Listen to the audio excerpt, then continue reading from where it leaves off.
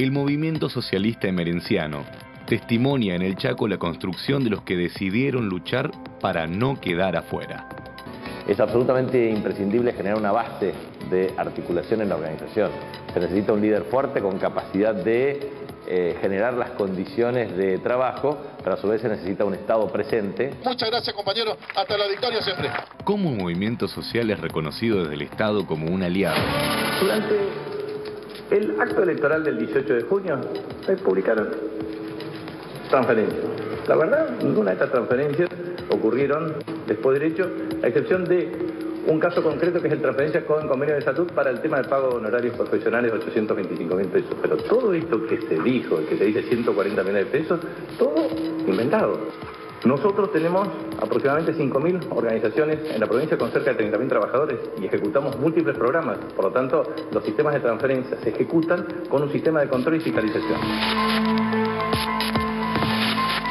Dictamen del año 2005 acepta otorgar a la parcela 38,28 hectáreas. Esto es ¿de quién? Roy Abelardo Niquich, gobernador de la provincia. En 2006 se presenta Mediciano Sena y pide adjudicación de la parcela. Y acta de ocupación en el 2006. O sea, yo no estoy juzgando ni cuestionando. Lo que quiero decir es que muchas organizaciones sociales tienen vinculación con el Estado, no desde ahora, sino desde siempre. Desde siempre. Sí, no, el gobernador hace todo lo posible para que nosotros existamos y para que exista una educación de calidad y comprometida. Pero no depende del gobernador. Le hacemos víctima al gobernador al no trabajar. El que no trabaja le hace víctima al gobernador de muchas cosas que no tienen nada que ver. Ellos participaban en unas primarias abiertas, obligatorias y simultáneas, con una lista. ¿Qué hizo el Frente Chaqueño? Automáticamente tomó una decisión: excluirlos de las listas. Nadie, nadie puede saber qué puedes hacer vos esta noche. Lamentablemente. Lamentablemente. Entonces, se cumplen todos los requisitos. Ahora bien, si después cometen un hecho aberrante, la verdad que no es culpa ni siquiera de la fuerza política. El respeto que tengo de todos los compañeros es porque también ellos vieron que cuando nosotros tuvimos algo, dimos todo por todo, digamos. Muchos chaqueños y chaqueñas le creen a los medios de Buenos Aires. Y los medios de Buenos Aires lo único que quieren es destrozar a la provincia, quitarle los recursos, lograr dominar a su pueblo a través de mentiras y falsedades. Este viernes se conoció finalmente la acusación penal, el detalle de la acusación penal de los fiscales contra el clan Sena. Mamá, papá y el nene César están acusados del homicidio propiamente dicho y otras 4 personas acusadas de encubrimiento. Quedan pocas intrigas ahí, ese es el tramo penal. Queda saber el móvil, ¿por qué la matan a Cecilia? ¿Por dinero? ¿Porque ella les pidió plata? ¿Porque ella dijo yo no me voy a callar? ¿Porque ella habló de la violencia o insinuó la violencia que el hijo le había hecho en algunas oportunidades? ¿Hubo un nuevo episodio de violencia? No se sabe. Queda también saber si la mató César Sena solo o con la madre y qué hacía Emerenciano. ¿La mataron cuando estaban solos o la mataron cuando estaban los 3 ahí? Todo eso se va reconstruyendo, son pocos los detalles que quedan por saber, pero esto es la investigación penal. Yo quiero mostrarles la foto esta famosa foto que desencadena otra investigación, que es la investigación que más importa a la política. ¿Qué es esto? Plata, muchachos, 6 millones de pesos. Claro, puede no parecer mucha plata, pues 6 millones de pesos en una campaña política no es mucho dinero, pero esta plata es la que encuentran en la mesa, así al descubierto, sin taparla ni nada, en la casa de los Sena. Con esa plata se inicia, o a partir de esa plata en efectivo, se inicia una investigación en la justicia federal. Es una investigación por lavado de dinero, porque el fiscal federal, Patricio Sabadini, dice, che, ¿y esta plata de dónde salió? Entonces el fiscal Sabadini empieza a hacer una serie de requerimientos fiscales. Preguntas, serían un requerimiento fiscal, es una pregunta. Y le empieza a preguntar a diferentes organismos nacionales y provinciales de dónde pudo haber salido esta plata, qué plata le daban a los Sena. Todavía no se conoce toda la información, pero lo poco que trascendió indica que los Sena recibían mucha plata. Y ahí es donde viene el análisis político que hay que hacer sobre la plata que le daban al clan Sena. ¿Para qué le daban tanta plata? 141 millones de pesos en un año es mucha plata. Es más o menos, si uno toma año contra año, son 20.000 dólares por mes. ¿Para qué le daban 20.000 dólares por mes al clan Sena? Y eso es solo una de las 3 estructuras que tenía. El clan Sena tenía 3 estructuras, una llamada cooperativa emerenciano, porque ya se sabe que el hombre era el rey del culto a la personalidad y todo se llamaba emerenciano. Otra cooperativa llamada Saúl Acuña, que era, en verdad era una fundación, que esa fundación era, el Saúl Acuña es por el padre de Marcela Acuña, un culto ya no a la personalidad sino a los ancestros. Y tenían otra fundación que se llamaba Mujeres al Frente, una cooperativa. Por ahora solo se conocen los datos de la fundación de Saúl Acuña, esta fundación, pero con un detalle interesante. Cuando el fiscal Sabadini preguntó los datos en la AFIP, descubrió que la fundación figura inscripta como panadería. Entonces, explíquenme cómo el Estado provincial le dio en un año, cifras oficiales, esperen, tenía el número por ahí, pero bueno, les hago un número redondo, 141 millones de dólares a una fundación llamada Saúl Acuña, dedicada al rubro de panadería. ¿Para qué le dio la plata? Para construir casas. Así de seria es la transferencia de guita. Pero cualquiera de ustedes, si alguna vez tuvieron que hacer una contratación con el Estado provincial, municipal, con el Estado nacional, habrán visto lo difícil que es, lo burocrático que es, lo infinitamente engorroso que es contratar con el Estado, que el Estado te pague algo, te lo paga tarde, te lo paga mal. Los emerencianos, o sea, la familia Sena, tenía el privilegio de que le garpaban mucha plata en tiempo y forma y ni siquiera cuidaban los detalles, porque esta fundación que se dedicaba a la panadería recibía 141 millones de dólares para construir casas. Con esa plata compraron, por ejemplo, un camión. Pero para que vean que todo pasaba por ellos, que la plata iba para ellos, ese camión que se compró para esa fundación o con la plata de esa fundación, tenía 3 cédulas azules. Estaba a nombre de la fundación, pero tenía solo 3 cédulas azules. ¿Quiénes eran los dueños de esas cédulas azules para manejar ese camión?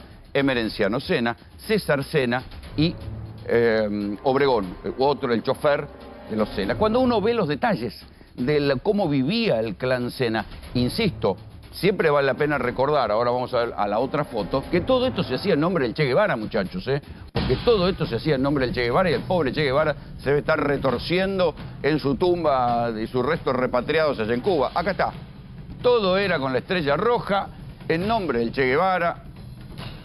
Acá está el mismo barrio, era el barrio emerenciano. Ahora, esto es lo que hicieron recién, le borraron el nombre barrio emerenciano, le dejaron la cara del Che Guevara. Porque este era el método. Acá está. Acá también sacaron emerenciano, claro. Ahora, ¿cómo van a llamarlo emerenciano?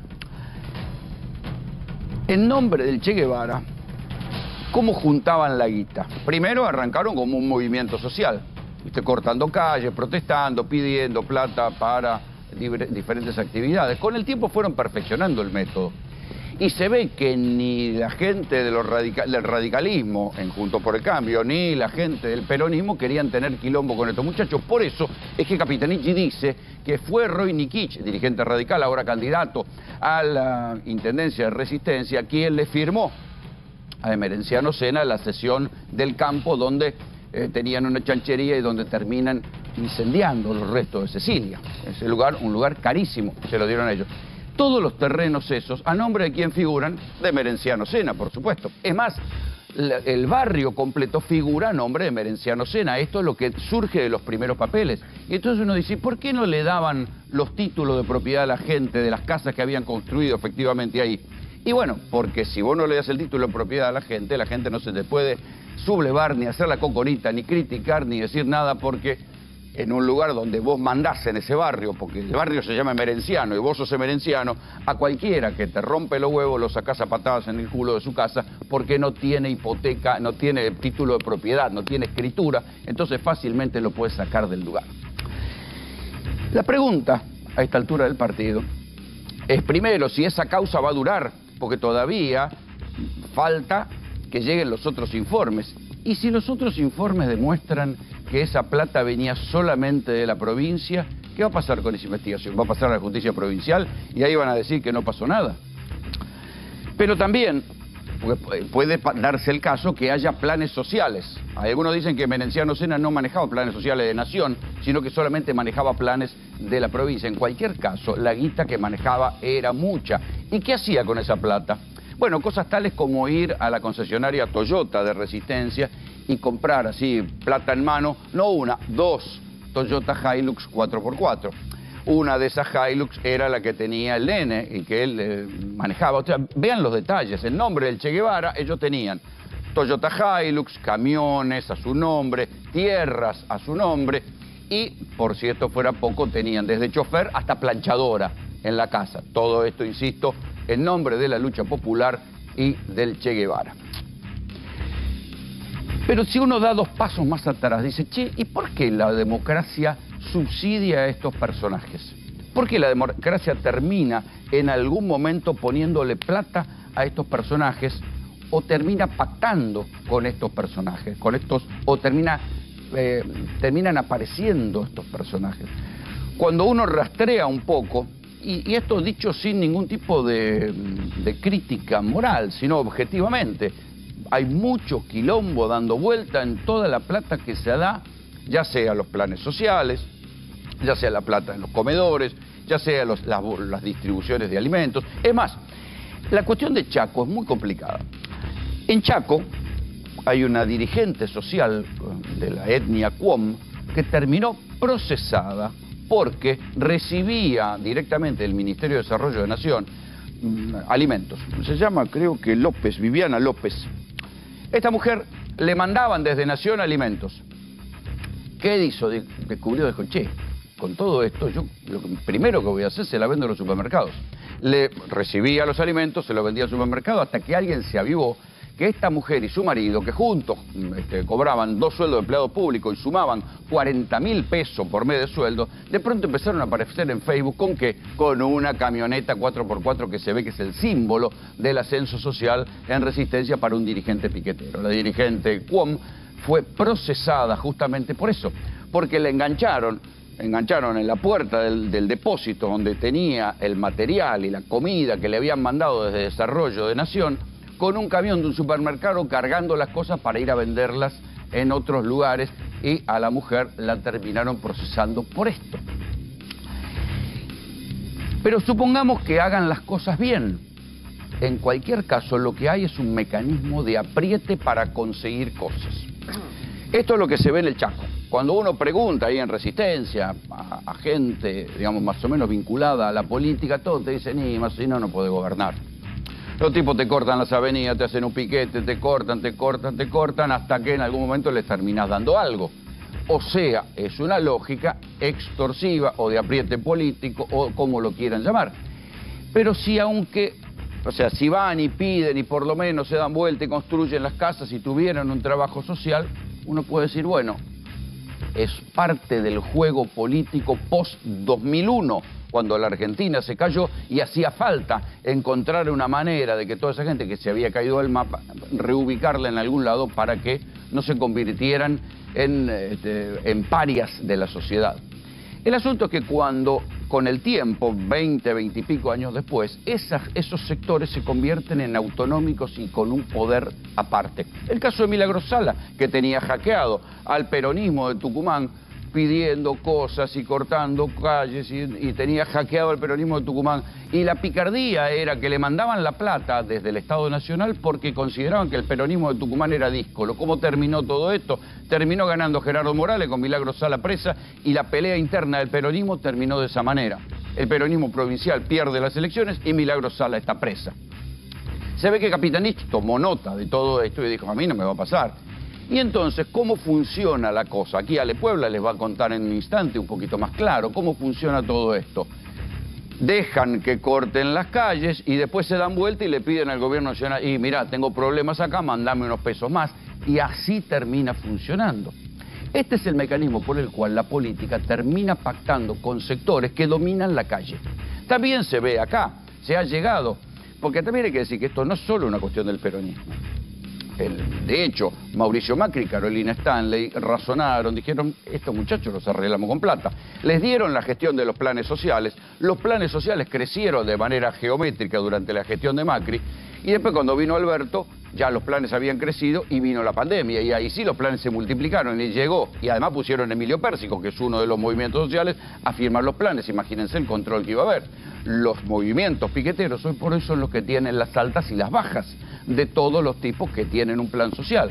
Ahora el gobierno tarde descubrió que le termina dando plata a movimientos sociales, y si son oficialistas se quedan tranquilos, pero igual le piden más planes y más comida para los comedores y más cosas. Pero si son opositores, como el Polo Obrero, van y le cortan la calle y también le tienen que dar más planes. O sea que al final del camino, lo que nace como una buena intención para calmar a la gente termina siendo un mecanismo extorsivo de la política y termina en negociaciones, y esto es lo que le pasa a Capitanich. Capitanich no puede decir que desconoce a Merenciano Sena, por lo menos políticamente. Obviamente no es Capitanich el responsable del crimen de Cecilia Strisicowski, pero sí es el responsable político de haber alimentado a Merenciano Sena durante años. Lo hizo por una ideología, una creencia, porque también acá se mezclan muchas cosas. Por ejemplo, el discurso del Papa Francisco. El Papa Francisco adora los movimientos sociales, es decir, los movimientos de resistencia, porque considera que es una manera que tienen los pueblos de organizarse contra el descarte de las sociedades postmodernas. Ok, pero toda esa guita que se pone, si alguien no la controla, termina generando estos monstruos como Merenciano Sena. Porque Merenciano Sena y el clan Sena, que consideran que si hay una chinita que les molesta, la pueden matar, hacer en feta, triturar, quemar, triturar los huesos y a otra cosa, porque acá mandamos nosotros. Este es el problema. Y lo que se ve, y lo que demuestra la investigación que está en la Justicia Federal, y Dios quiera que se quede la Justicia Federal y después no pase a la Justicia Provincial y digan acá no ha pasado nada, es que la plata se daba a manos llenas a las tres cooperativas del clan Sena y no se entiende bien a qué iban. Lo que sí se ve es que al final del camino los Sena ganaban mucha guita y tenían un muy buen tren de vida en nombre del Che Guevara. Entonces, si uno ve que al final del camino los tipos tienen Toyota Hilux planchadora, 2 campos, no sé cuántas cosas, una chanchería, un camión, y todo esto se hizo en nombre del Che Guevara, apretando un gobierno provincial, dice, muchacho, acá es negocio poner una barra brava y dedicarse a apretar gente, porque eso es lo que pasó en el Chaco. Y cuando a veces aparecen estas historias, por ejemplo, el año pasado una dirigente de la corriente clasista y combativa de la CCC, que integra el Frente de Todos, le allanaron la casa en una causa que venía de la Justicia Federal de San Martín y le encontraron, creo que eran $35.000. Sí, che, es una dirigente popular y tiene $35.000 en la casa. Si uno tiene tanta plata en la casa, es porque esa plata ahí es complicado de justificar, billete sobre billete. Digo, no, eran los ahorros de toda la vida. Una dirigente política tiene los ahorros de toda la vida en su casa, que puede entrar cualquiera de caño y robárselos. Raro. Pero así saltan estas cosas y demuestran que el manejo de la plata que se le da a los movimientos sociales muy pocas veces termina donde tiene que terminar. Miren, yo he visto varios dirigentes de movimientos sociales y yo no tengo los autos en los que ellos andan, ¿eh? Yo he visto bajar de grandes camionetas a dirigentes de movimientos técnicamente piqueteros. Yo decía, che, ¿y cómo consiguen estas camionetas? ¿A nombre de quién están? ¿Necesitan estas camionetas para moverse, para la militancia? Y esto se evidencia en el clan Sena. En el relato de Cecilia cuenta que César Sena tenía a Obregón como chofer. Pibe de 19 años, que no laburaba, solamente militaba. Ya disfrutaba de Toyota Hilux con chofer para moverse por Resistencia. Raro. Ahí está la Toyota, ¿eh? Este es el precio de una Toyota Hilux. ¿Sí? $33.000. Les contaba recién, en Resistencia se sabe que fueron y compraron no una, 2 nuevas. Para la militancia necesitaban una Hilux nueva, no podían comprarse una usada y quedarse con la plata y utilizarla para otros fines. Todo esto es lo que debe llevar a la política a pensar que una cosa son los mecanismos de contención social y otra cosa es darle platas a organizaciones que después se autonomizan, se vuelven autoritarias y se vuelven cuasi barra bravas. Puede ser que sea por la crisis de los partidos políticos, puede ser que sea por la crisis de los sindicatos, puede ser por lo que sea. Lo cierto es que hay un porcentaje importante de estas organizaciones a las cuales se le da dinero fácil, que después con ese dinero fácil se terminan volviendo en contra del tipo que les dio la plata.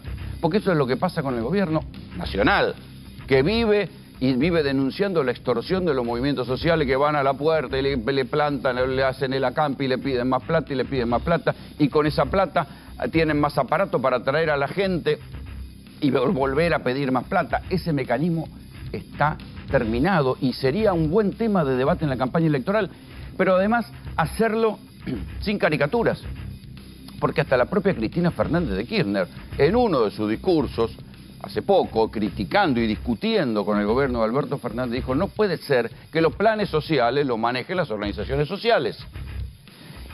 Quiero decir, el debate no solo está en la oposición, que a veces critica la plata que se le da sin control a los movimientos sociales, sino que también, pero también, como Roy Nikich en el Chaco, le dieron el campo donde terminó muerta Cecilia, o donde terminó quemada Cecilia, sino que también está del otro lado, en el propio justicialismo, donde hay movimientos sociales que discuten con la propia Cristina Kirchner, porque Cristina dice: no, che, los planes sociales los tienen que ejecutar los municipios y los gobernadores, no lo tienen que ejecutar los dirigentes piqueteros.